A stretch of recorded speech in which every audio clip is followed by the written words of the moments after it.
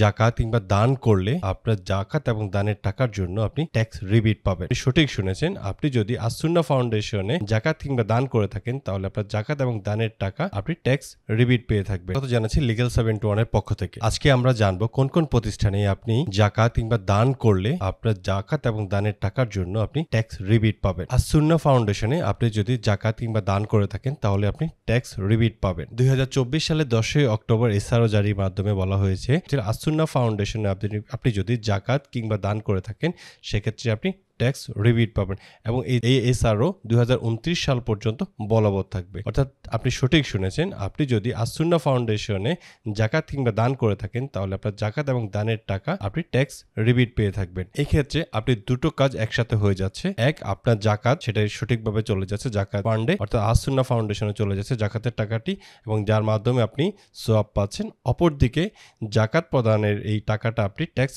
রিবিট পেয়ে যাবেন। অর্থাৎ এই ক্ষেত্রে এটা কোনোভাবেই হচ্ছে না আপনি ট্যাক্স রিবিট পাওয়ার জন্য জাকাত নিচ্ছেন না, জাকাত দেওয়ার মাধ্যমে আপনি একটা ট্যাক্স রিবিট পাওয়ার একটা সুযোগ পেয়ে যাচ্ছেন। সবাইকে ধন্যবাদ জানিয়ে আমি আমার ভিডিওটি শেষ করছি।